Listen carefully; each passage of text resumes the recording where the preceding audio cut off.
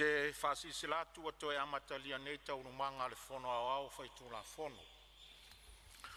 E whatati ese tau numanga mo le malolonga, ua mae al saunuanga le sus fono mo whasale le anga toru, le tatu tu la fono tau whaofi.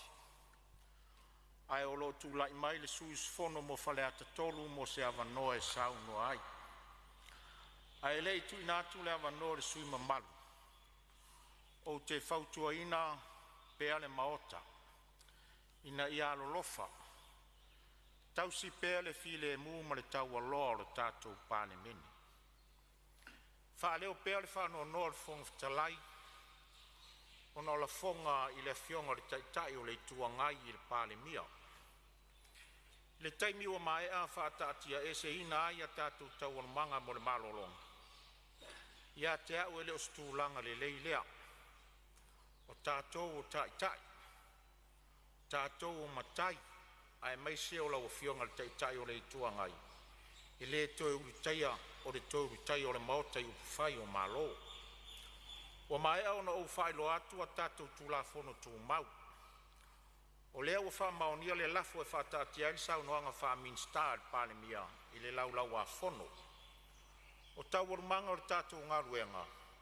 O leo o ta oto sau noanga wha minstar wha ngā solonga o le iloilonga o pepa. E le mawhai lau na tala noina i le aso le nei, le so. E alu lava le tātou ngā ruenga le wha ngā solonga o ngā ruenga o whautuanga ma le wha tūlanga ina o le pepa o ngā ruenga o le nei aso. Lou tūla i mai fo i ma le teuteunga o le lafo na ia tala noina nei. E le aise isi na wha loina le lafo lau o fionga e o lava i le nai tū. E le aise isi na tūlai mai e whaalua le lafu. E le talia lare tana noinga, ma e le o alo ese le fonga fitalai ma tūla fono tū mau. E lima taita ina ai ngā ruenga le maota nei. Pei tai o au la fonga ngā i le Palemia. Ua whaavae mai i so winga le fia le saunuanga wha minsta. O lea ua o wha manino, e ai le aso e tala noina ai. Ai se ai le ono sa i ai wha ngā solonga o tātou ngā ruenga lau a fionga. A o lea ua iuna ia e ua, a o lea ua iua ina e lafua i le upu masoa i le fionga i le Palemia. A o whafafonga le kapeneta atoa minsta langolango ma le au whai ngā ruenga le fono. E le tu au noa ina la le fonga fitalaini winga wha pei tono na mota nei.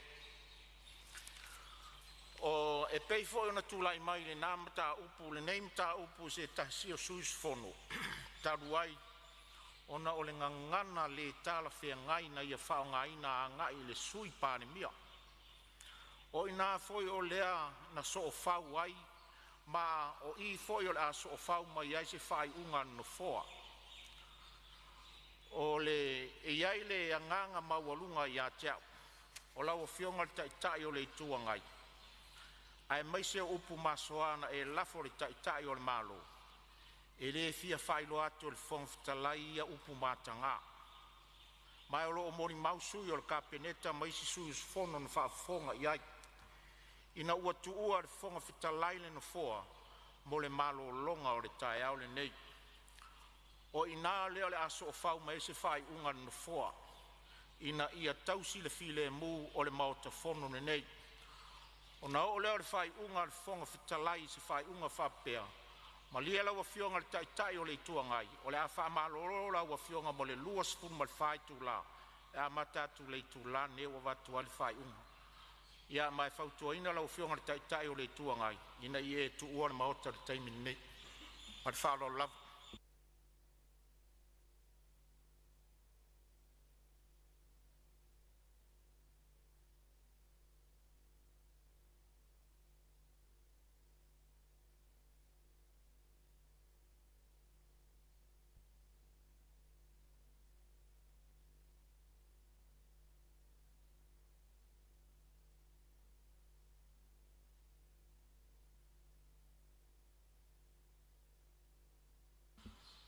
E whatatia ese a tātou ngā ruenga lo tūla i mai le sus fono whale ata tolu.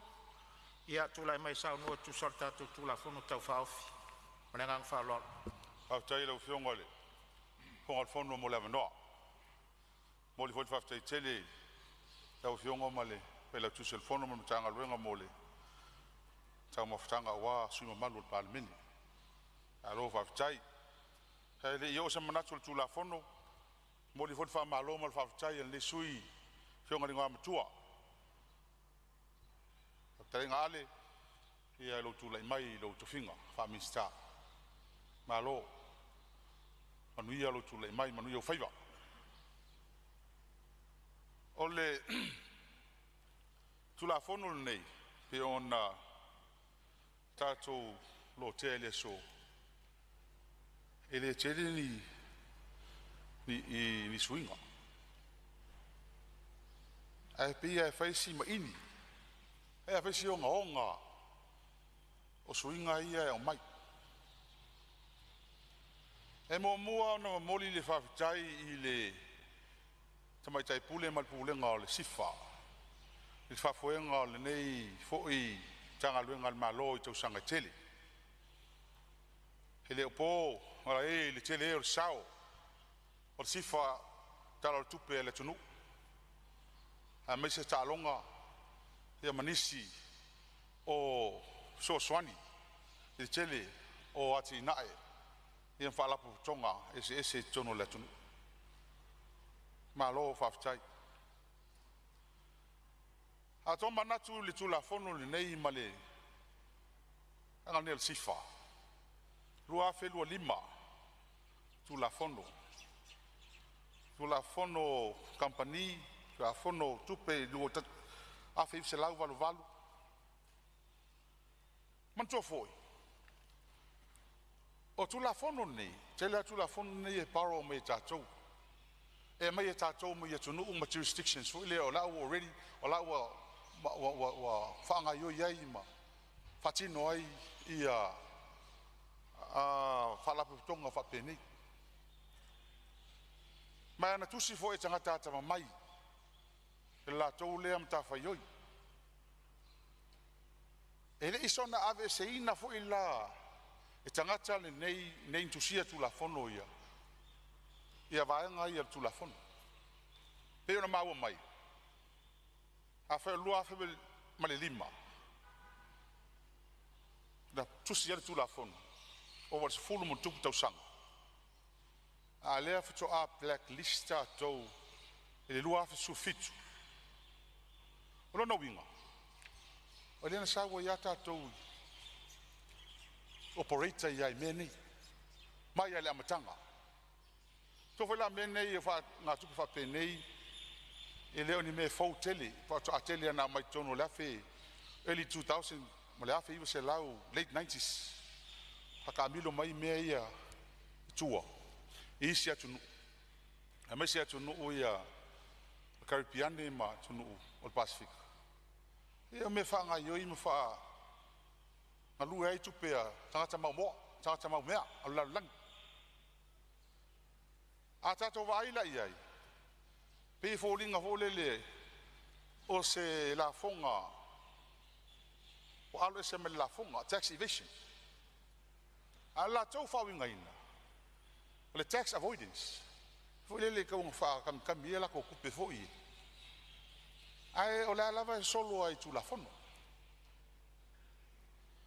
ala winga la fam talanga la ufionga e fa tu la fono ia la sui swinga ele tas fa tu la fono teu tu la fono company fa va malo International Companies Act teu tu la fono insure fa va malo International Insurance Act teu tu la fono teu nga tupe fa va malo International Banking Act ia ko ke mo company tu la fono company fa va malo fa mo se fa won fa bitoa Special Purpose International Companies Act 2012 e fa ia ku la fongo ia la ke le mele ba mai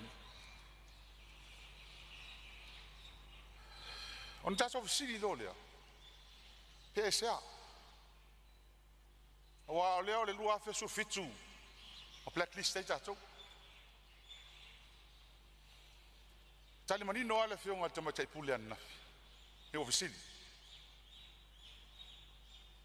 a fai I have ave se tu sa no la fonga ye tono te nga tupeni e mauti noa o le ai se afianga tato tupe maua impact i lungo men tali manino ale fionga le tamate puli ioi e ai o le ai se afianga ono do vesili lea a fai la o iu na o iu wa mele sa fa longo i la mtanga pe lima ono tau sanga talua su tau sanga o ECT o la tau ina mua pa sa wa mele o ECT ale o te ine ila na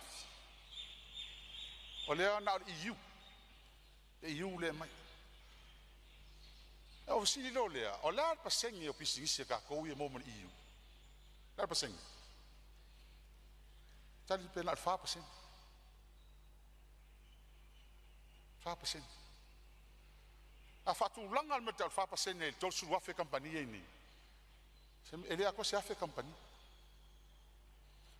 Ala fa compagnie tol su wafe.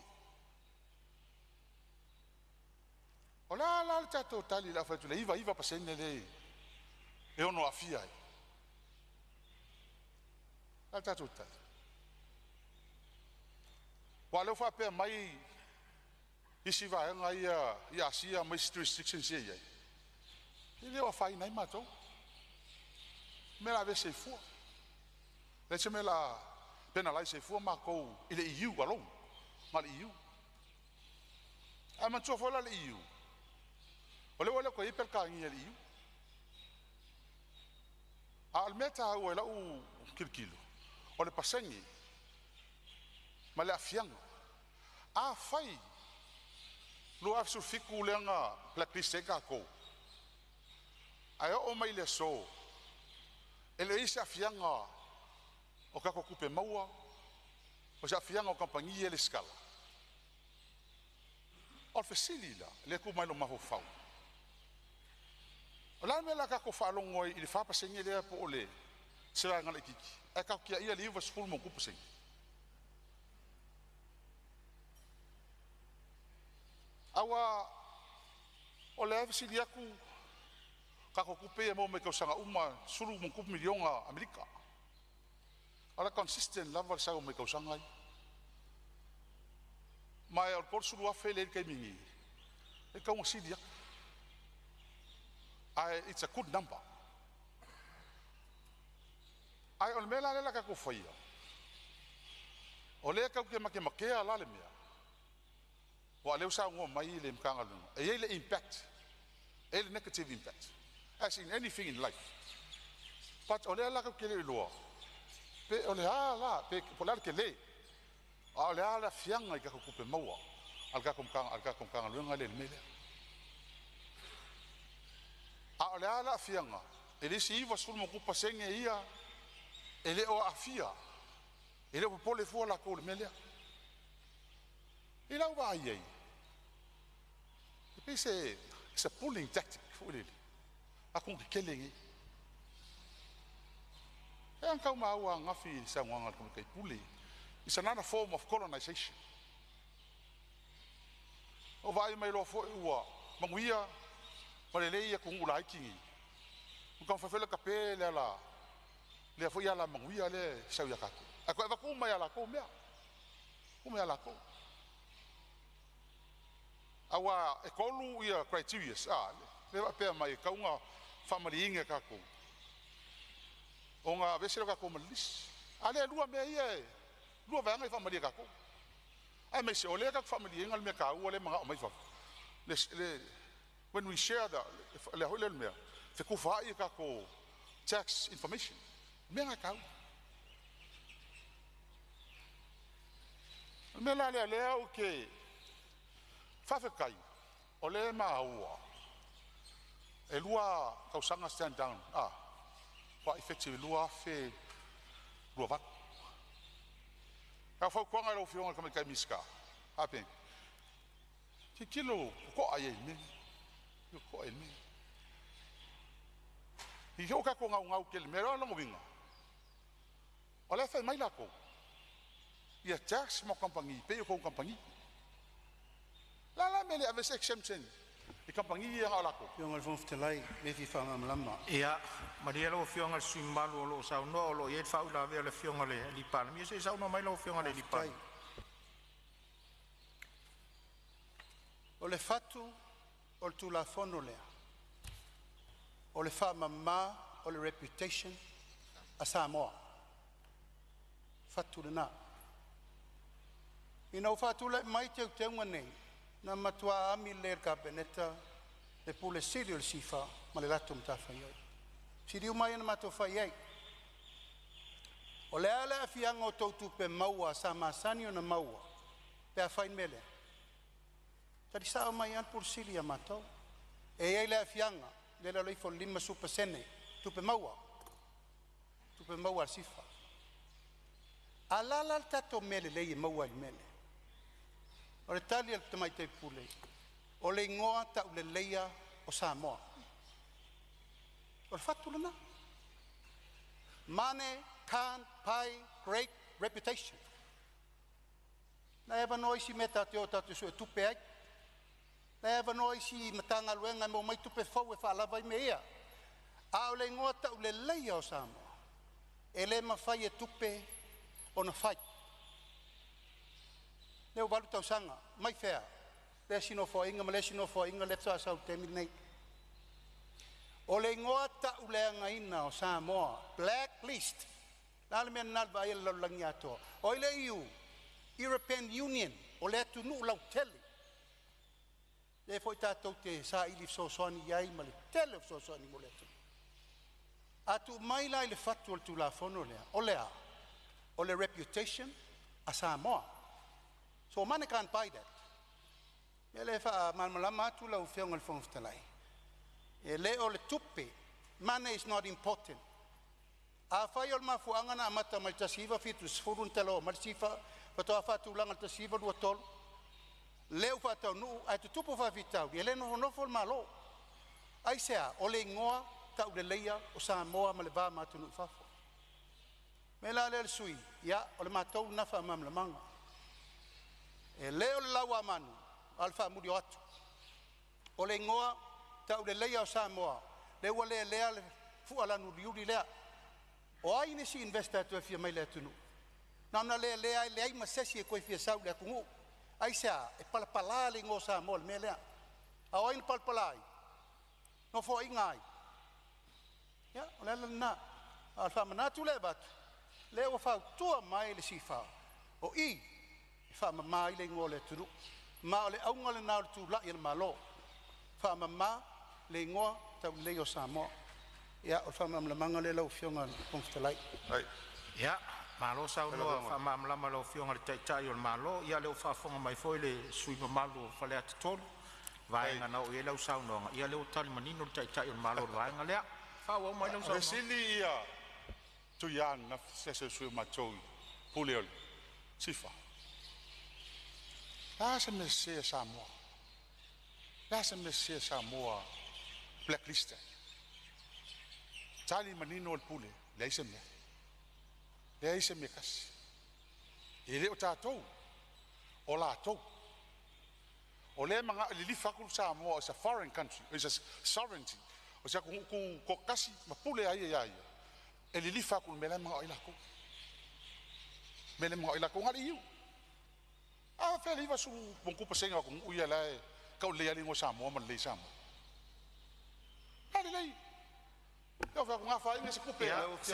On sai mai de sui lo sa no lo ye fa la ver fionga le li Palemene tu la no lo fionga tai mal. lai fa fonga mai le EU tato fono nei fai o de ngalo le sao fa la tonga nei latina ngole tulu o de ngalo e tato te muri tai fo le taimi nei fa fa vai o yatu nu ia mai so ni mo tato o le EU o to lo fia miliona le wa umana mai le vai me uma le mawati na e soma ia e fa pena se la ngona tai mai le mo le ala tasi al mele tam foi tu el malo o le fa manino ole ingoa ta le lei o le tunu o le tupe le popole ai mai sia langa tupe o isi mesu e mai tupe fa tu mul melea ai mama manino mata wa lo le ngo Samoa i le vai ngal langi atoa Ia so tu le atu le. Malo whaftai, lo whio tai te malo, ia. O le ngō Samoa. La ele lei le ngō Samoa. Ngā le iu a la tau aia, ele la kou ale whaitau. Ele o whape o, ye perkangia mai isa kong umar, European Community, o isa kong o lalangi. E ngā la kou. Mera leo whakoi. A whaila tatutu la whono, lango. Nala mele ave se ai. Ngā le iu. Others exemption. EU countries. Papinga o la kou le ngau mani mele. Ele ngau mai isa kong. Am whainga whaku la whono. Exempt la kou. Le whai ka kou. Ka ko iu tos. Savings e whai le. Le iu tos. La kou sa ungoa la whono. Ai sea. Inga ia. Ko singa kaka e kampu e keu ni la kou kupe. Ele ongi. Pena no whai atu. Kula whono i kusi whai paralangi di kusi e kako. O paralangi fo ia i kusi e mengi. O polo fesa o mengi. Ele ke ia vese la kou mengi. Le ke a le au tal no atu en fainga ko fa mahale ngo Samoa ya fa malia la ngal iu ya ave exemption ya la ko aka kia isa ko mo pasu mo isa ko ia malia fenore sui o lo sa no lo ye fa ura ve le fiona minsta e o le tu la fono minsta fa manino la ngola son na file sa fa eta to pre-session ha fa ai sa tal manino le to mai tai pole sa fesili le Asia continent pe a faina pe a sui tu la fondo sa tali mai le continent Asia le se me pole for va na e te pole sui tu la sui le ile ya Europe ai ngalo ai sa uno mani no to mai tai pole ele se a faina le Asia o le mele ne na fa pa senele mo ta to mai le Europa lo no winga a sui tu la fondo o le a tele se tu pe mo wala mo mai le mai se ta to clients e mo mai le Asia continent. O le si foi vanga taua. O la tatala i foi la no foreign investors. Ai mese la isi vai ngalo fio mai le stala tono Samoa. Ai la o le blacklist to o le matanga le ngo Samoa i la langi. Tu sai mal blacklist fa mol mole, mal fa la lava fa aftai. Alo whaftai sa no lo fio ngai le minsta. Tu sai fo le tulango e fa mala malama ia. Moli va te tere fio ngai minsta mole. Fa marsia la tamau, fa ka kele lo fio fa mol mole. Ia, se on sai mai sui o whalata tolu se i tu atu lava no le minsta o tupe maua. Ia whafkai. Se pa me whamol mole eska mai mingiska. Ua lewa o wola. Awan whiwhiringa whal mako ku malo. O kisau so swangi. Awan whainga malo Samoa. Eno ska mai mingiska whamol mole. Man whalo lava whaftai. Ia, malia le sui o whalata tolu se whai atu so swangi o na foa. Ia, Salon ne yaso le fai ngo fiele nga ruenga le fe nga ngi maltato Palemene. Fato ama ya tune ya fo I le isi a fia le isi suus for the mouth. Le mea le nga ngana. Le nga ngana fo le o sa mo le tunu em fa no lato e winga lasi up. Le fo e va tu ya so so ani le sui o sa no ne termine yo to lo fangia nga ngana. Ai mai so sui mamalu o Palemene la fa fonga Samoa. Langa fonga uso le atunu le nei la tapu ai mai. Eu to walo fangia le ngana nei fa taman ngana.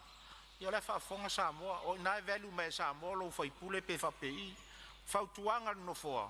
Ia tau to nai le to ina le fonga talai lo to mamalu mo lo to pa ia. Langa o to rupe fa lele mai tu malo, va tu lo to pa ia. Tau tu anata to ngaru ngal to ngana e fa ia. O le mele at fa tu ina le sui mamalu avese le upule lumo le minsta te mai minsta. Le fai lau tu sel fono ma fa mau mau ave ese le upule o tama I luma sa no o le fionga le minsta sa no mai lau fionga fa wa sa no e fionga fa manu lu o tu wa pa fa o le ele sa upu o le o la tala na fai fa tai le fionga le minsta o fa mau tu ina la mau o tala na le ko tanga I le fionga ele sa tala sta mai minsta fa manu lu o ko o le o ke o la me o sa I mai le fionga le minsta Alen fa kala fa kai le fionga miska fa mau kula mau ala mau le sa ngomi fa pasenge o ai ale Asia continent le e va sul mo ku pasenge ele o pada la kol melia ele o pole la kol melia le sa ngo ai le fa kala fa mau ele se kala fa pega ele va pegar le puli Amaruru kwai. Ako su me fa momonga. Elise kala ba penga kana. Lele o la fa wa sa na ngala wo fionga le vaenga le a o te pole asu atua fa mo le ia fia le upule mfa ngaina ia e mamala o fionga. Amaruru ko afai ai.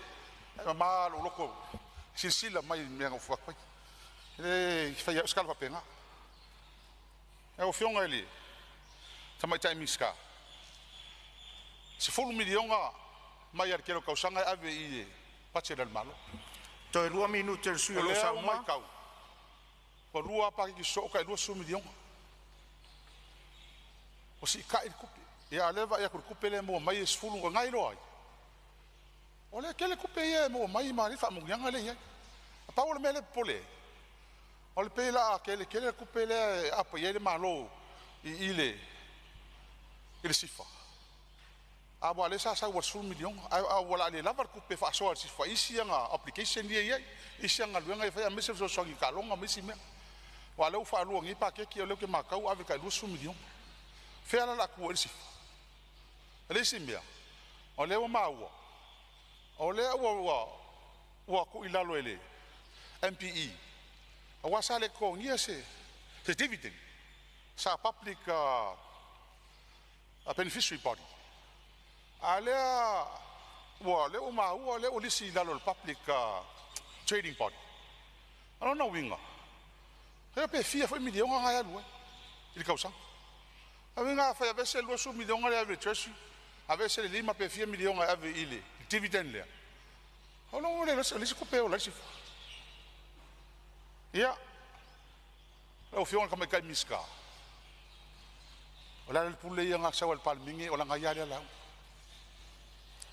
Ba kwa fa kwa nga. E ka nga e mafuko ko nga imia. A we ka ko ke nga ke le. Na nga la pi fa se e me ka ko imia ye ko u ya ke. A polo kai ka ko. A ki nga ka ko. A wo le van ka ko operating me sale ngo mai fo. Pe an fa ya. O ba su ka sanga ka ko operate le ngo mai ko ke le. Wa maka longa struggle la ko. Kam fa le ka ofi la ka ngaka. E ko va ku la fonga yo. A me ele sa mai foi fa so ai ni. Distribution of wealth. Fa mai a mai sa no ma su mai lo time restriction like ka ko. Ya ko e ka ngai ai. Ele yo lua fi lo va. Fa fa lo fonga fonga mo lo. Mla no. Ma lo sa no. Fa li fo fi ngalo fa le at tolu le tatu tula fa tau fa off ya fa malo ta pena. Ya, o lo ma wala vale avano mo nisi sus fono tu salta tu la fono tu fauf. No talo ya, o le ma wa tu le wa tu la mai le fionga si te tai o le tu ngai ya, sa no ia tu salta tu la fono. Va tai la fionga le fono fitalai. Wala no ne foi tu malo. E fa talo falo ia tu la fionga. E va pe foi la fionga al Palemene ma lai tu o man. Ya. Pe foi e fionga sui manu nei tu o tato mota. Ya fa malo lava sui fo maua male langi ma de nei tai au. Mana tu e fa mawina fa tai la fionga. Ya mal mtanga luenga tu sai male tape na ina o tato fono talo tai au tea. Ya te tonu la le wa to naisa wila o to fo itua poliba. Ta o to fo ilang tonu pale tale le lei. Ya wala sa uninga pa ia ta au o tea o to nai ya malo fa aftai mo ia fo nga uma e manatu foi ya wa malama un ngalu pa ia sa o Samoa o da tunu tofi ya le o ta to ifata ya e mo afali ya manatu le o la fata lolo pa ia na to ia se o pole ne foi su fono ai le tato tu la fono to fa ofi pe ona Pata oto le laulaua fono ia mole atu whaftai. Ia wa fionga le minsta mo nei tu la fono o se mta upu. Wa leva ona tango fia ma o fo isa no anga le mota nei e te reisi o tausanga o to nai atu. Ona le mta upu lava nei o le iai pea o le ingoa o Samoa i lunga o le blacklist. Atu no Europa o le European Union. Wa leva la ona sau no voi e si tau sanga manapa e inga o tona yatu e se fo la vo nei fa fitau ya fai ole tulanga le wa mai le tula fon tau fa ofi nei ole po fo pe to sili le o le lei ya se tangai ia i wa le foi wa ta oto fo tuanga i le tulanga o le nei te unga o le tulanga la vale sa wai sa tu sa no ia la fonga company fa va malo po international companies o le stala i tato authority le o le sifa Samoa International Finance ma tasi le fa inga le to sina i tele company e le stala tato sifa o nei le ni la fonga to ngia company ia mai fafo o lo o fai ala to business fa va malo ia tulanga la nai ai awar tele o tato tupe o lo maua i sifa e maua mai i le stala o yo company ia mana isi fees o lo iai awai leini la fonga maua i company ia fa va malo o le stala i a fai o le tulanga le marfufanga le o tato anga iai ia se nei tulanga ia wai pe ho na sau noi si sui foringa mai ala pa u e tupe maua tato sifa awai le nama le laina le telefo isi tunu o le lalolang o lo iai foi lato offshore banking centers fa pea iai foi isi tunu o Pacifica e foi isi atu motu o Carpiane o lo iai foi lato centers fa pea lato offshore banking centers ia o awala na mo wai tupe a faila o le la ave esere tu sau no ina o la fong o no winga la tu tongi la fonga company nei ia o no winga la foringa bala alofia tato sifa mai le tele company ia le unga la e pe on mata wat ia le apa ula tu pe maua se va inga la le si la to ala o vioga mista po o ia si la mfu fuanga ho tato sifa i le tulanga lea pe pasia tu la fono nei ale au ato tu la fono o le ave se ino le ngo sa mo mai blacklist o se fuanga le lei awai tau fai po la se fainga la se fo le mta up ina ia tau leia le ngo Samoa o le melana e tau tu si la to wa fai fo la version swaf o le swaf pa ia o tatu tunu ia e pa ua foi tupe maua tato sifa o tupe ia lo fa mo ai le tele fa la potonga o lo mo ai mo so sani tau tupe e tele fa la potonga mi se lava fa la potonga tau talonga no mo ai so sani ia ma pera foi mai si ati na e tato malo ma to tono le tunu a o le si fesili se to fa manino mai le vala le ala o fionga minsta Ola tonu lava taimi lea e pe pasia tu la fono wale la pasia ne tu la fono nei ia pe yo le fotoa bata effective ele masino januari lua fe lu sumalvan pola tonu la taimi le fa mo e ese ai le ngo sa mo mai blacklist ko tonu lua tau sanga lea pole tulanga ye ta tu fa tali se au dia tu lu sumalvan le ase sila le ase fa maninonga tulanga le lo fionga mista ia o vaenga ia pe ana utaua lo fionga fon futalai e va toise manatu fa pena se toise sila to awa a faia mai nei company nei ai tu ia male la fonga le i tu sa mala fonga ia tatu company ia le stala Samoa le stala o company Samoa domestic companies ia pena sa no se tasio sui 2.5% de tax le ia tato company local companies no winga a foi 2.5% le foi la tax in company nei ia no winga le to attractive ka to sifa mo company fa va malo o ma fu anga fana le ala in tan no atu tu le wa no pa u wa la tu pe mo sifa ia se tai bisa no fa ma lamba ia la o mi stai tu langa na pe no langa atu ona ta ua tele tatu sifa mo tatu ati da em so swani fa pena mo le atu fa malo fa mawina le fa malo le fionga ne ngo matua la to fa ale tu lai mai le to fi minsta malo na u taulo fa mo mamana e manuia lo tu lai mai le tau ave to fi minsta o tatu malo fa tailo fionga fon fitalai manatu o lea ua tātou tau nuu ile si uio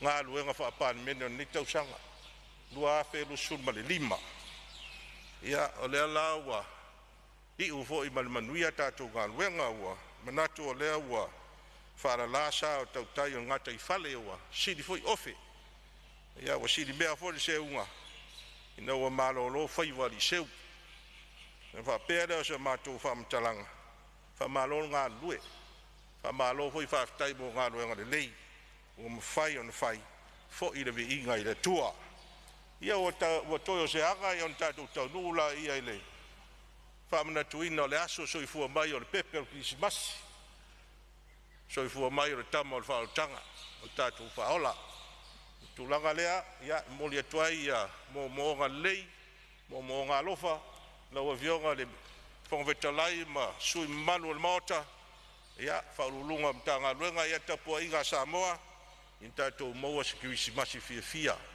ma le saonga le mu se tausanga fau manuia ia mātou whamtalanga lea ma le anga whaalalu manuia tātou whono lau fionga le whangwetalai Amalo sau noa lau fionga I le sui te tai o le tuangai ia ua whaafonga mawal pa I o le Palemene mai se foi o lau tu malo ai a Samoa malana tāpua inga lo tāpua I mai so se tafa o le lalolangi whamalo tāpena ia o lo tu atu pēr lewa no le whangwhitalai po ai se isi sui fia sao ia leo mau atu leo foni mai sao whalea talua ia tūlai mai a lau fionga sao noa tu sao tātou tūla whono tau whaofi manuel sao noa ia moli atu le whaftaitele lau fionga le whangwhitalai wa fo le vanoa ia wat fo le fatalo fo lau fionga ia mes fo ia le palmia e mai se le malu le kapeneta masui sui minsta ia e va vea se manatu fa mau pele lango fo ile nei tu malo man nei sui ile tu langa e winga ile tato tu la fono fa ta tie mai ia nei fa tuanga la ite fia wat ina ia ngā fo ia leo ngā ia ta tia tu pe ina ona o lewa mai tauina wa fia tautanga o tato wasiasi le iu ina ia be sea Samoa mai tūlanga lea o le blacklist lea la ele mawhai a lea la tauloa o ia tato Palemene lentu e whai e pia whapeo tūlanga le taun whai e ale me si o le uo mai o le nganga lava ia vatu le fautuanga o te tau lola ona si tia le stala o company na ia mawhai ona le stala I tono le Palemene nei ona ua leva o tātou no nofo ma le stala tuai lea la e ngata ia I la fianga o tātou tupe maua I le ngata fo I lea e te tau ona ilo le lei ia company o lo le stala I nei ina ia aua e fallinga mai o le tele o company nei o mai I Palemene fa pene ia e filongia mai si foi company e le lei a le la tatou tua I le avanoa ina ia mawhai ona le lei e tatou ngoa I le iu o lona winga e te tau ona whai se iro I longa le lei due diligence I aua nei tatou whatamala I e tūlanga lea awa e mawhai ona o mai e tonu ma isi company ia pe on sila fia ia o lo e foi company o lo lato whatino ina ia tūlanga lea o tupe tupe teu ia mo whaalave whaangai mo terrorist o lea lai whautua ina I pea ia tatou tanga luenga sifa ia a tono la atou leto e malanga tau whai sa ili tūlanga lea ia le o maua tatou whamoe moe o pasia tatou tūla fori nei ia peo le nganga le rau fionga le whangwhitalai ai e manuia lava fufuanga ia nao mai le ia le fionga le ngoa matua aftai mo lo onsai ia lewa e onsai ia lewa filfilia tatou tu malo ia e avea foi mo minstala o fionga ia o ia le fai masui o tatou ia o le nganga le ia lofa le tu afsosoani lo soifua ia me se lava tam fai ngol luenga wa le fai ngo fie foi ia le nganga le lo fionga le whangwhitalai aftai mo lo wa no malo whaftai sao noa ilo fionga I le sui malu o whaleata lua malo ta pena ia mai ta watu o lewa fo mai sao samtam whalatai ia sao no ia lau fionga le sui fono mortatu tula fon tau whaofi after tele lau fionga le whangwhitalai mo le amano nei foi tu malo fai se sao pupu le tula fon tau whaofi e pe ona ilu mo tātou Palemene. Ia mana tu foi e molongo I longo arvi inga o le atua nei aso. Pe ano tātou amata mai tae au tātou Fonotaga. Ia le foi na vela o fionga mo staulanga o tātou Palemene. Ia malo whaftai vi ia pele atua. Ae tulai atu male anganga e tumut whālualu. Ia molmore atu foi nei motunga afa wane tula Fonotaga. Mole atu le anganga whaftai tele le fionga re tamai tai minsta. Ia malmatanga ruenga foi o whiangai mal nei tula Fonotaga office. O le tula fono e au na maua I saunoanga foi a nisio sui mamad. Ia ele ngata e pupu lai titi. Ia e whaia si onga onga o tula fono. Mele e maua le lua festival fitu na matai ona. Ia ele ngoa Samoa I lunga o le lisi uri uri. Ma o le wawalu nei tau sanga o tau mawhailo tātou malo ma tātou Palemene.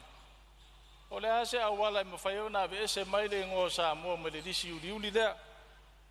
Ai o le whaftai nei tu malo. E whapito au ngawhai le a fionga le tamaitai pule ma le pulenga ma le tātou whaalapo pitonga o le sifa. O na o lau mai tau atu. E walu tau sanga le whatoa o mai le teunga le tula fono. E abe ese le ngoa Samoa mai le. I le lisi uli lea. Aisea. O na o le whatoa tau ata mai se whaford whapitau. Awai pea na maria I saunoanga nisio sui mamadu. E wanse abe ese aile o ia tax aia ia company nei.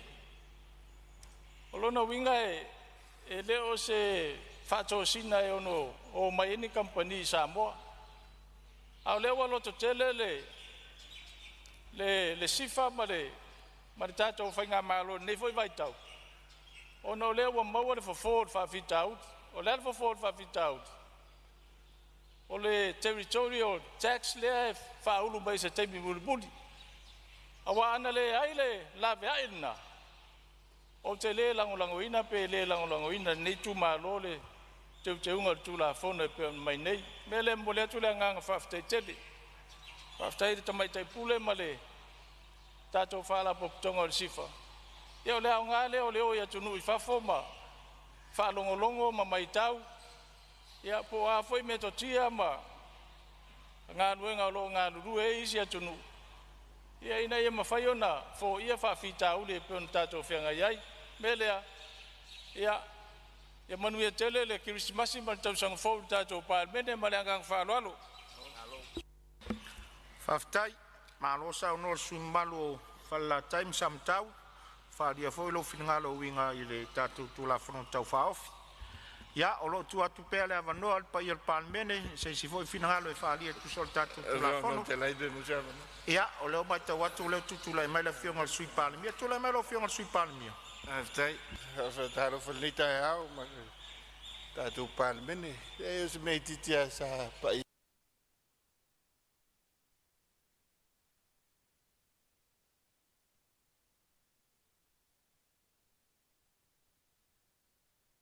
Ana le mawhaina whai e I paia inga utua nai. O le utua pai. O le winga le na o le tali. Sa le whea alwhani. Ia I simtanga ruenga mai simtanga ruenga. O rono winga whawhitai le whionga minsta. O e wa mwhai ena whea alwhani. A misi le whionga Palemene ma le whenga malo. Ia whao mutu e lau le whionga le. Ia e tsu whai put manu kismas. Malo sa unoa, lau fionga le sui Palemia, ia. Whaftai. Ia se tu lai mai le sui o sam tau whalatai le ma otu le tutu lai mai. Ia le ese langona e whalawe lawe le whaopopo le whionga minsta.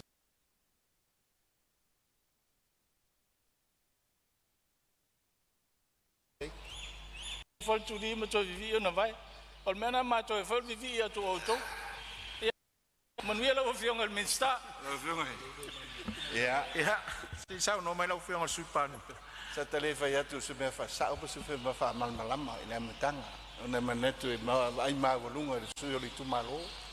ai fiso soani atu fa malmalama nanga sama tu no foi nei tu man ai fai fa tai le fe mai de na mo al tu ya tu ele ta bo fuli nei tu man o pan mia ma capeneta ai sa fa tai ai ngata wan za pena fu te musu fa tu fu malo ai man weer fu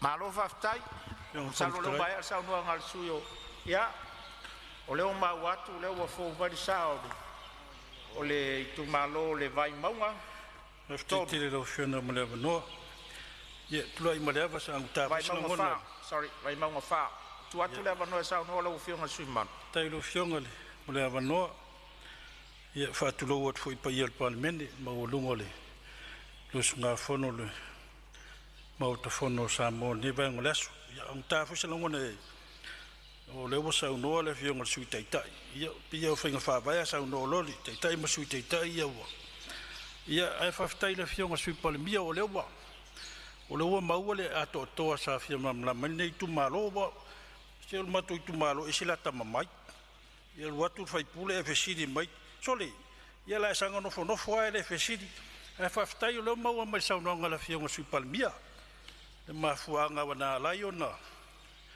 ona fa mawina le ia Samoa le ilalo le blacklist ia ale vanga file sa to watu se fa fesili ona valuta sanga talona ona fia Samoa lalo lisiuli a ole mai tawina tu sa foi morfol sanga la fionga tu mai pule la so nafsi e de ia se temina pa uma wala loia ya company restara de sa falia nafi to su tasi afe ya company restara ili tau tau sangal nei al vanga sa fia mani noi nei tu malo po feo li lifa ya tatu company nei tatu company i fafo ya pe mafuli le atu asia ia pole o inicio se vai na tele o tato company restaurant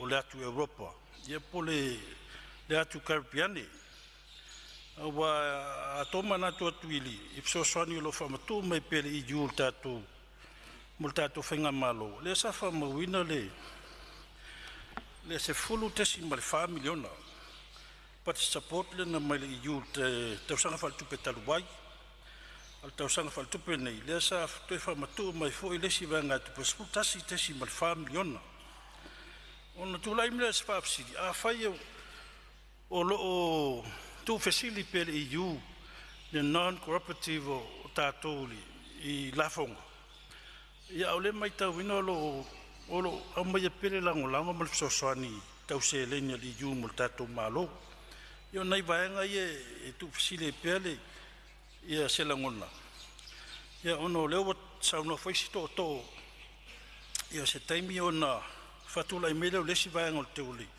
o te unga tu taula fonga ia le lo ia le te tax system le la sui ai le o le polenga mle tunga lunga foi o nei tu malo ia ono lo fe vai i pe malo titeli a foi o le la le lifa ia le lalolangi i fai tu lang yo territorial tax system yo la anga ia piona e la se fa facili foi le tu lang le Samoa awai e yalta tu nunga telele fianga o malo ia light ia tu lang o ia tu lang fa ta auto ia pela o terrorist mala fonga impose malo tele America ile isi foi malo pe yo saina ma ia pe tele ala fianga o tulanga ia pe fa ia li fa la langi i lalo le system fo le fa tulanga ia tatu la fonga pe po yo nei vanga lo fianga fa tele ia fa pe sa le non compliance sa mo wala ino tu ai lalo lisida ia lenga lu fa tasi am tanga ngolo lo fito i tonu yaile ia tatu vanga le tulanga tau company whaamalo, whaftai lo whionga mle wanoa. Alo, sa no le sui o le vai maunga wha, tu sai fo lo fina ngalo whaaria, ia ele tūla whono lo lau le wina ne le Palemene, malo ta pena i lo fina ngalo whaafonga le tu malo, e me se foi, ia whaafonga le Palemene, ia maritapua inga o Samoa lo whaafonga mai so stafo le nela lo lang. Ia tu atu pele avanoa, se se sui e fia sao noa, ia o mau atu leo fo mari sao sa fata lua. Ia tu lai mai ala u fionga le sui mau sao noa. Lau whionga le whangwhitalai, mai taua mali toa mtitilu toa nei tu la whono. I titilu ai tu la whono nei e peye, tau nua leo pwholele te mai tai, o le tuli mata ngau leo fia sina. O lona winga o le awa manongi, ina ia whalea pele ngō Samoa, ina imwhain family e ina, ia atunu ia le i Europa, i lato mo manaonga mo mia. O le ngata mo le lei mo i lato. Ia tonu fo eme se lei mo i tātou. O te whaupuina la nei tu la whono. O silisila toa le mata ngā luanga. I manaonga mo mia. O loo mo mia i nei mawhai. O na vesai le ingoa Samoa ma le blacklist. Tal tonu o le pelama na sinia foi la sona o le atunga lunga pe fa tolu na taua o le toi fa fo i Samoa longa ingoa tau leia ai pe taiani na menina muli ane ele ai lava se me fa le tonu no fai Samoa lo no winga la o le fatu na ngana e au tala im tau fa pene e ono ave se aile nganga moni tu la fono le laua manatu ai o tau lava ile wat foi sfautuanga ile o fionga minsta ina ita tu tilo toa i mana onga mo mia o lo o forsia mai le iu ia ia tungalunga pen forsia le tele finangalo ona ina alfa pesene ia ile iu al telo wa foi na tu pe mau al tato watunu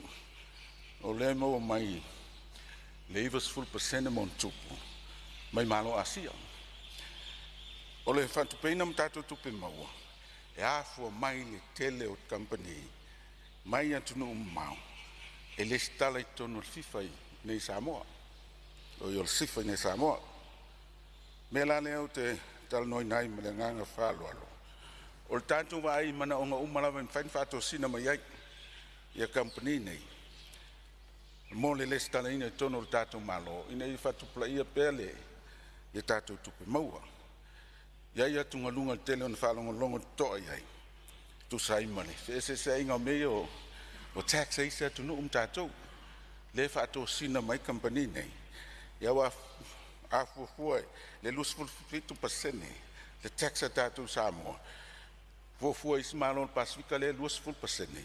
E ono faya se tauwanga. Tau folan tilo le vainga o la funga. Ina mwhaninga lue fatasi.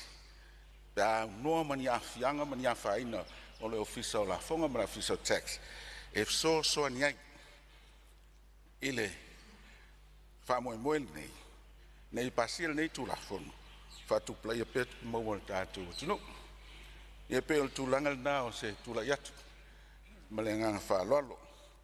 E pe o na taua foi taimo whano. Ia.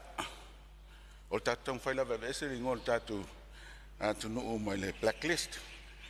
Ai le o se whale leia o le ingo o tatu atu nuu mai se tulanga whale tonu. Ia pe o le ngangal na le tula yatu ai ma le whalolo. Ono le ai tilo man toa matau au tala fatu ngana o lo whao ngā mai. I ono ve se ele nganga o le tula fono mo fala o manuia le fono alo fa ftai fina ngalo fa lio sa fata lua tu so le tula fono ya malo fo ta pena i tu mai mo ye lo fina ngalo fa lia o fa fonga ta poa i lo tu malo fa ftai ta pena ya tu atu pele va no le tu le mauta pe isi si sa no le ya o le ma wa tu le wa tu lai mai le vai maunga tolu, sue vai maunga tolu, ia, tu lai mai sa uno tu so tu la fon tau whaofi. Ia whaftai lava I lawa fionga te whonwhetalai mo le avanoa. Tūlai atu I le ava ma le whaaloalo se vai atu le paia o lo sao nei. I le whono ao whausia ai tūla whono Samoa. Ia mai se foe whataro whatu I lawa fionga I le Palemene. Ia mai se foe le malo kapeneta ma le nai tu o le maota. Te nane le paia ma o lunga o tanga luenga le malo. Wharapotonga tu maoti. Mai se foe le paia ma le mamalu o Samoa o pot. Ia lo whapeona au fia mai le tātou Fonotaga I le so. Ai, fia tu atu se vai inga o vai maunga tolu. Tu sa mare tu la fono lo tala noina la o fionga le whonwhetalai. E so mātou vai inga ua o le ua mawhatotonga ia le tātou Palemene. I sui mamalu fo o whaafonga le ngata le aso ana nafi. Ia le pre-sitting. Ia o whapea fo I le aso le whaamaramlama manino ala fionga le minsta. I le tā ua o le ave eseina o le ngō Samoa mai le blacklist. Ia o se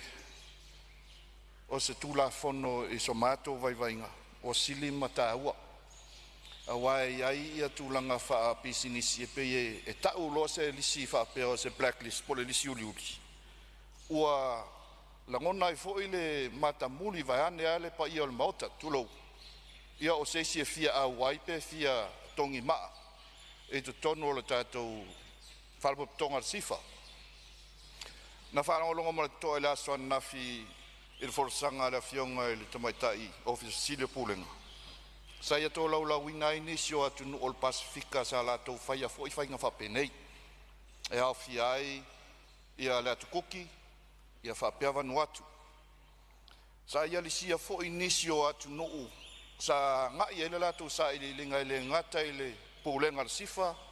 Ai whapea fo ile ofisa malu ale loia sili. Ele lato iloilonga. Na lato au mai ai ele atu nuu o Seychelles. E whaima whataita inga. Ai o se whataita inga lata mai la uia mai tau ili whaitau atu ia o fiti. Nga tu nu o siliona la tala mai ai tātou. Mai tala tu tusa ma le ati nae o Samoa. O se atu nuu tau ati ai. Po se developing country. E uia e tau te manao mia. Le whaalau I loa pea o le tātou tuto o tasi po le tātou pule. E au noa ma se whalawlaveina po le sovereignty. Ai le ma whaiona tuto o tasi ai pea I tami uma. Leanga o lea tau te whaalangolango I tupe o lo olafo ina mai fafo, o tupe o lo soasoani mai malo si ese te tele nei, mo le atina ino o tātou atunu. O mātou la vai, se motunga awhar vai mongotou, mātou te paula mātou whautuanga tu atu lea fionga le minsta, se toi sila ane pe ona whaaluaina el fina ngalo o se si o toto. I le totongi o la o le totongi o le registration. E le whaopopo ia seisi tau. E whaatusa ina ia Palemene matau o registration o lo iai ia pulenga ia le iu. Awa o le mai tau atu. O te tonu ia tunu Europa.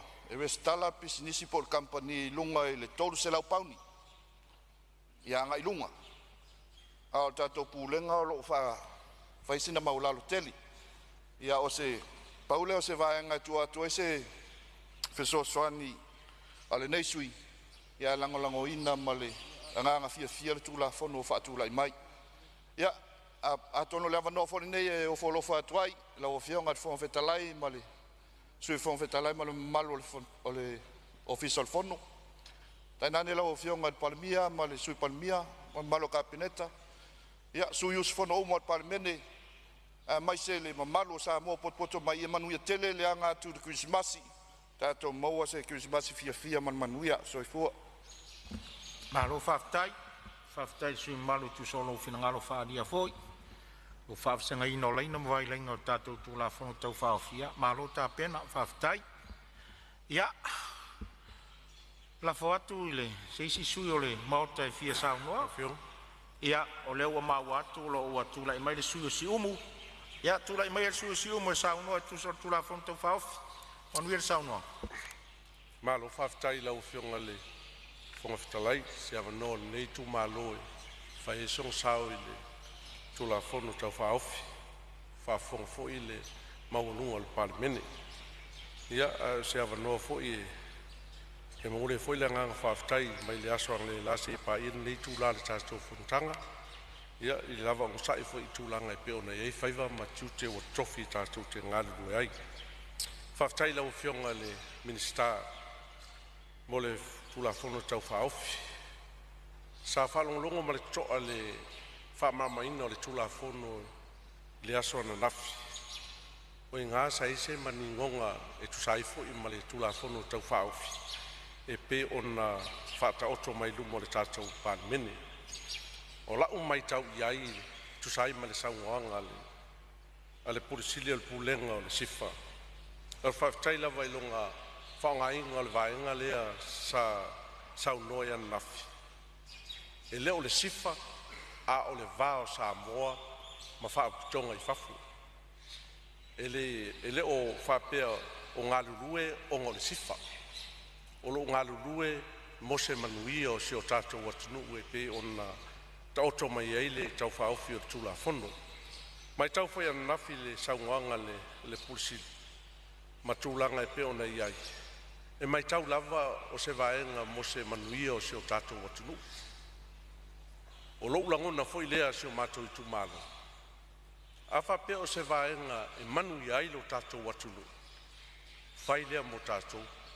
Lango le whamoe pe ona whata oto maia tūlanga e pe ona iai. Whaftai fo i ele i iai se langona musua. A fua le walu tau sanga lea sa tau mwhai ai mai se o tātou atunu i le awhia o le blacklist lea o awhia i Samoa. I le whai ngofia ia le tau mwhainga mai.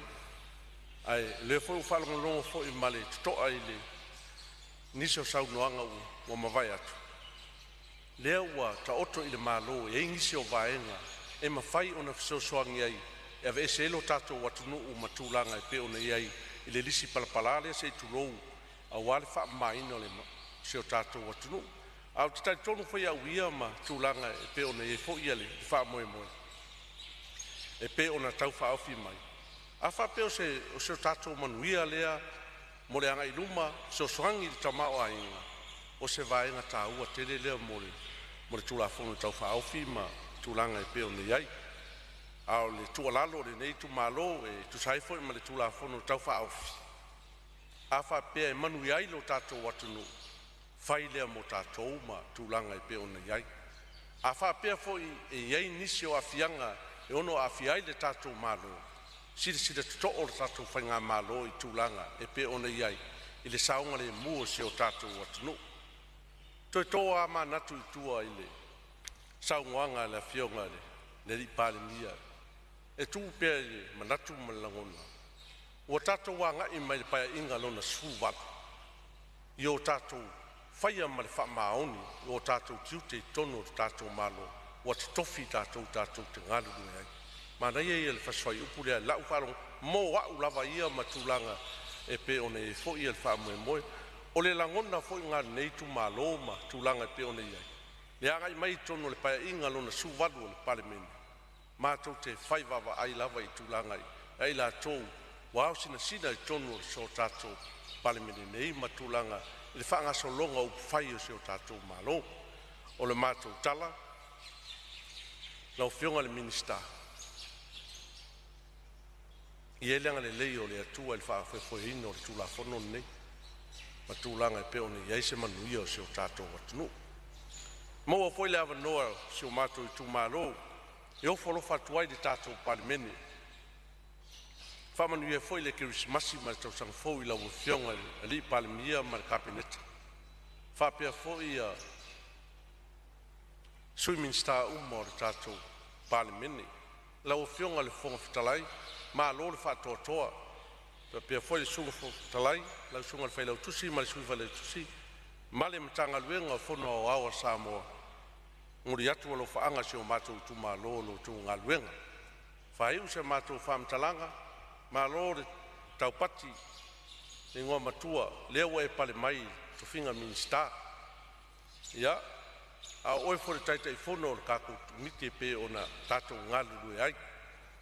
Mato whamanuia I rau tofinga, alo I o whaiva.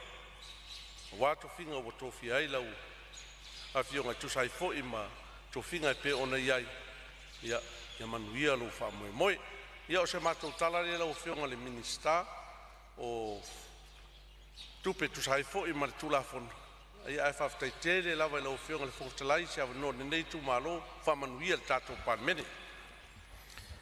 Malo whaftai siumu, tusolo finangalo whaalia, o mori mai ai finangalo lo tu malo, ia tusao tātou tulafono wa le laula wa fono nei, ia malo sauni, malo whaftai, tusafo o whamanuianga I le tu malo Kirismas, o le tausang fau, ia lo tu atu pea le avanoa o le alava e maua nai minute mo seisi sui e fia sao noa ia leo mau atu leo fo umali sao le tu malo fale alupo ia tu lai mai a lau o fionga sui malu sao noa. Paftai tele ma le o avanoa lau o fionga I le fonga fetalai. O ne aso se aso ese ia te a o ne usunga fono. Ona le taimi mo le nei o au wai ai I le prayer breakfast. Whawhetaya I lava le tō whaela o fionga whonga whetalai. Mai se le mamalu al Palemene. Dio se aso na o mai ma whaalongo le upu fo'ina. Ma lele I ai le sunga le toi ina. Tai au. Yesu wana o ia lo tātou wala. Po la lava le whaingata. Ai pe a whaatotua lava e iai le tama. O ia lava na te au maia le file mu. O ia fo ina te tai o tātou wala.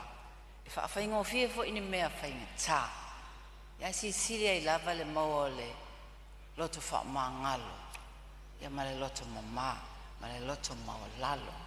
Whaftai ai lava pe ona uta ua. Manu tua ai lava tu low. Lo tamai na wa foi mai se tasi le Fonotaga fonga fetalai al Commonwealth. Bio nana fuai fa atuino le breakfast. Sa fia I lava matala. Le matango fia le sauninga na auai ai. No o mai leo na amatalia lea I le Palemene. Ta ua I lava ono le pai mai le nganga le tuela mai le sauninga le nei tai au. I le nei tula fono tāua, ia, whamalia tula wala o whionga whonga whetalai. Wa ule isi sui le awaia nafi le preceding, ona o nei le mafuanga, tu lo le malu al Palemene, ia fito atau nu mai nei al vaveau, malanga mai fafo, whawhetai lava le tua, manuia le malanga o mosfia maua lava le Fonotaga le nei. O te rei malamlama la il tula fono. Ia e saia e lava sin taimi le na wo o mal tai ao mo tilo I fo I pepa tu ina mai. Ai ol mea tā ua. Sa tele la ofesili. Ai whawhetai lava le tama ita I pule. Se wole lei fo e tea o le tama ita I loia si nia fo. Seni wa wenden. Ia malana soa tau ia an matalasi. Samoa e se wha malamlamanga. O le nei tula fono le taimi o le. Whaia le malu tai au tu low. O whaasa o ina I fo I le saunoanga malamlama le fionga le li Palemene. Fionga la aurien ma le toa. E le tā ua le nganga tu la fono le nei. Awe se ina ia wha le leia le ingoa o Samoa. Ona talu ai le blacklist. E reia ma se so tātou le ia whaina. Le mafau ina ua tā ua le blacklist tā peo. Te mina ia te au ia la sa lai te tisa wha pea. Oi, peo e o tātou e intangata le anga. Le atu nuu le nei. Ai whaftai o malama lama. Le e sao. Le se me se sea tātou na whaia. Ai mama lama leile min stao tupe. Ia ona o manamianga lava requirements e tolu nā le European Union. Wala ona tasi lava la le mana omianga le I mwhai ona tā ona tātou meetinga. Tātou whaamalia ina. Le wala ona blacklist Samoa. Ia alwhai ngofia ia la. Sau noanga tama I tai pūleo le sifa.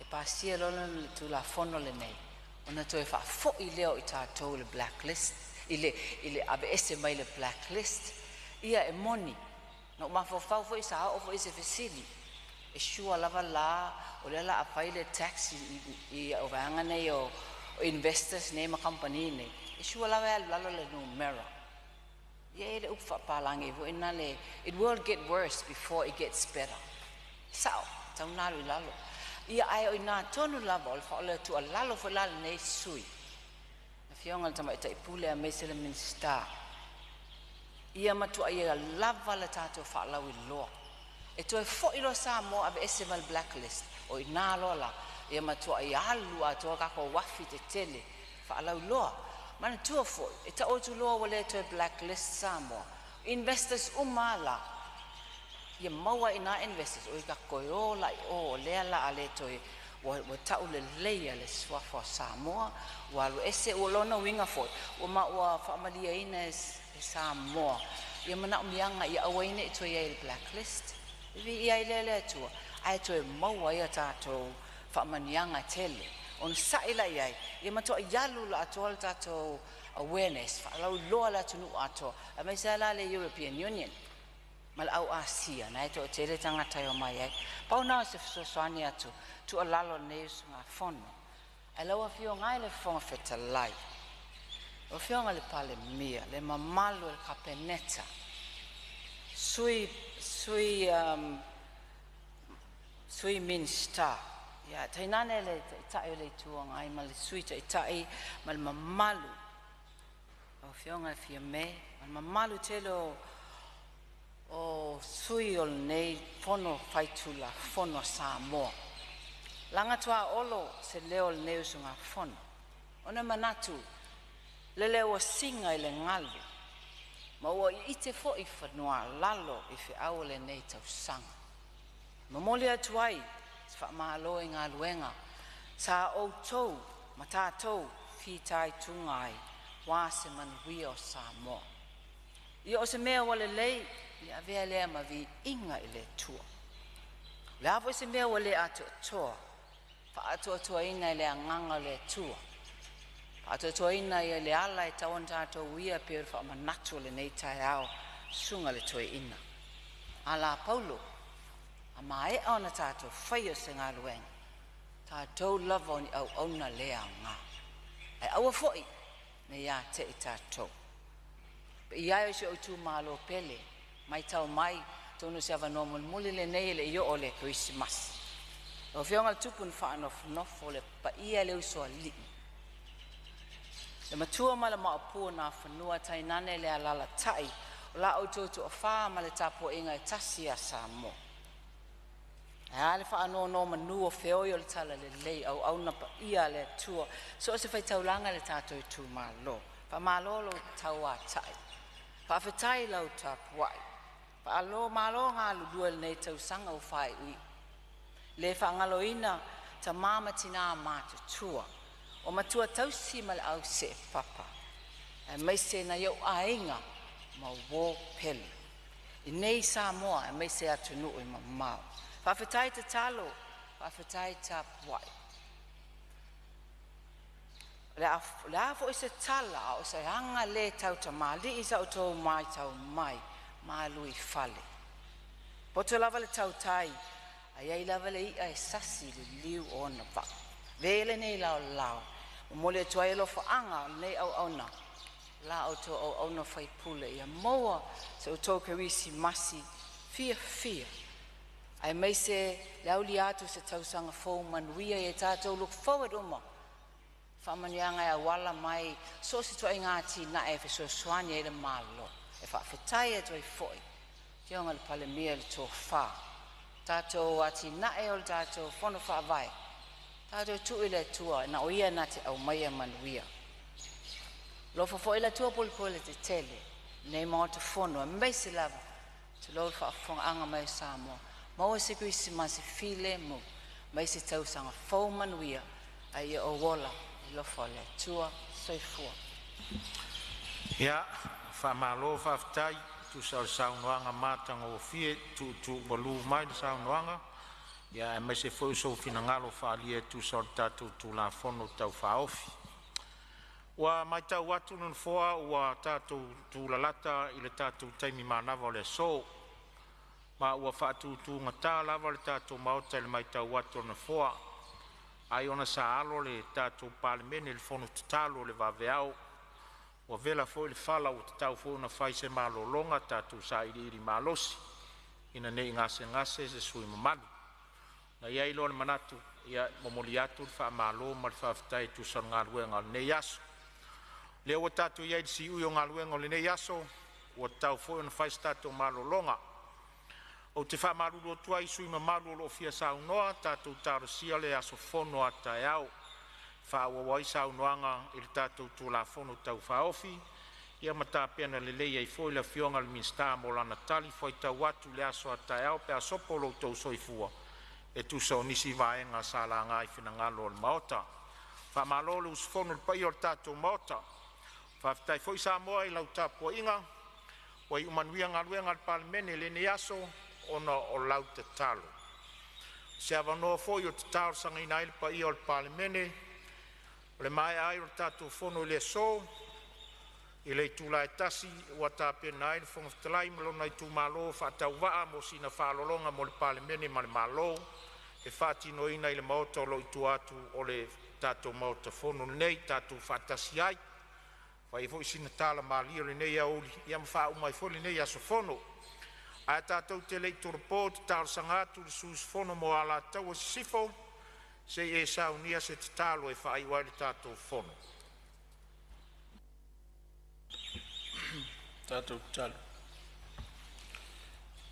Le tua mamanai, le tua sidi ese oe, o loa fio i le langi, a toa lava ma le neila lo langi.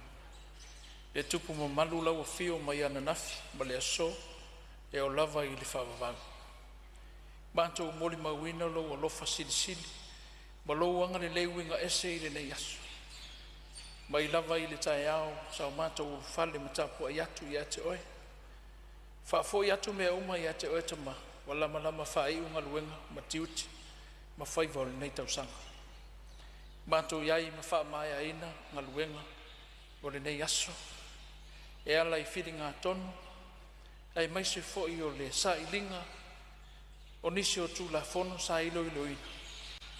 Tama ua e whaafonga mai, i ngā luenga whai, a lau Palemene le aso.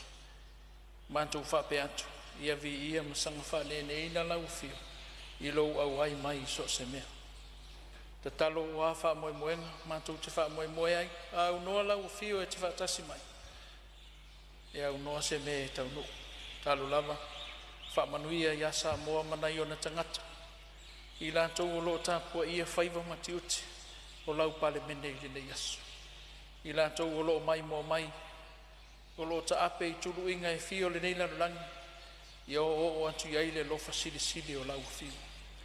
Mātou talo, whamanuia le fionga i Palemene, ma le kabineta. A fionga i sui minsta, baise o sui malu uma o le Palemene. Baise foi o a fionga i pule sili, pule langolang, baise foi o le ofisa mamalu o le fono. Baise o Samoa, o loo afi fio papa au i tono nei fale. Sa tapu ia o mātou whaiva, a walo lau Palemene liu.